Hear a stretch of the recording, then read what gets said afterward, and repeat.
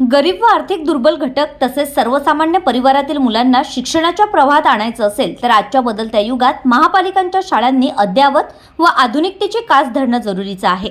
परंतु महापालिकेची आर्थिक स्थिती लक्षात घेता मनपा फंडातून महापालिकांच्या शाळांमध्ये भौतिक सुविधांची कामे करणं कठीण आहे।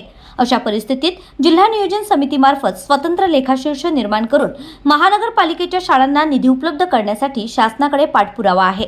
महापालिकेच्या शाळांचा दर्जा सुधारण्यासह त्या ठिकाणी चांगल्या शैक्षणिक सुविधा व भौतिक संसाधनाची पूर्तता करण्याला घेऊन आपले सर्वतोपरी प्राधान्य राहणार असल्याचा विश्वास आमदार सौ सुलभाताई संजय खोडके यांनी व्यक्त केलाय।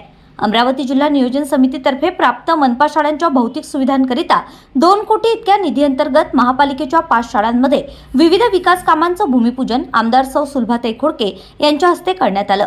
यामध्ये मनपा उच्च प्राथमिक मराठी शाळा बुधवारा येथील वर्गखोल्यांचं बांधकाम करणं, मनपा हिंदी शाळा क्रमांक 7 विलासनगर येथील वर्गखोल्यांचं बांधकाम करणं, मनपा मराठी शाळा शेगाव येथील कंपाऊंड वॉल व वर्गखोल्यांचं बांधकाम करणं, मनपा शाळा वडाळी येथील वर्गखोल्यांचं बांधकाम करणं, मनपा शाळा नूरनगर येथील वर्गखोल्यांचं बांधकाम करणं अशी विविध कामे करण्यात येत आहेत। यावेळी आमदार महोदयांनी कुदळ मारीत व नामफलकाचं अनावरण करून भूमिपूजनाची औपचारिकता साधली आहे। पुढे बोलताना आमदार सौ सुलभाताई खोडके यांनी सांगितले की अमरावती क्षेत्रात मनपाच्या एकूण 63 शाळा सद्यस्थितीत कार्यरत असून यात मनपाच्या व जिल्हा परिषदकडून वर्ग हस्तांतरित झालेल्या शाळांचा समावेश आहे।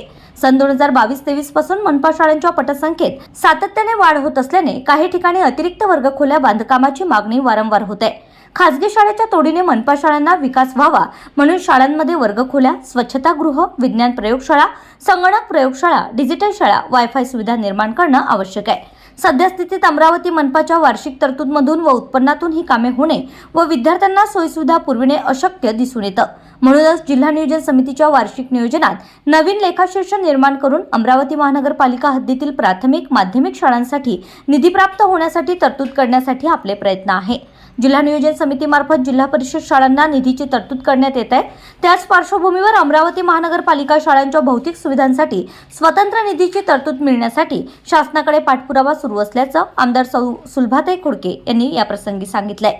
या भूमिपूजन कार्यक्रमाप्रसंगी महाराष्ट्र विधान परिषद सदस्य आमदार संजय खोडके, मनपा शिक्षणाधिकारी प्रकाश मेश्राम, शिक्षक योगेश पखाले, नगरसेवक चंद्रकांत उर्फ चंदू खेळकर, प्रशांत उर्फ गुड्डू धर्माडे, मनीष बजाज, नगरसेविका ममता आवारे, माजी नगरसेवक भूषण बनसोड, विजय बाभुळकर, संदीप आवारे, जितेंद्र सिंह ठाकूर, मनोज केवले, रत्नदीप बागडे, प्रवीण भोरे, ऋतुराज राऊत, कर्णस सिंह राहल, सुनील जावरे, शिवाजी देशमुख, आकाश शिवसे, संकेत बोके, प्रमोद धनाडे, विलास डेंडुले, दिनेश उर्फ डॅडी देशमुख, अतुल इंगळे, राजाभाऊ सांगोले, दीपक कोरपे, कैलास देशमुख, अभिलाष नलोडे, राजेंद्र दाळू, शरद जवंजाळ, सुजल तेलखडे, अमित तायडे, प्रथमेश गवई, हर्षल रोंघे, सागर इंगळे, सार्थक खोरगडे, तेजस पोटे, दिगंबर वाघमारे, जयेश सोनने, मनीष पाटील, निलेश वडे, बंडू निंभोरकर, अविनाश पारडे, महेश साहू, अजेश बिजोरे, निशिकांत मानकर आदींसह शिक्षक वृंद तसेच सहकारी मोठ्या संख्येने उपस्थित होते।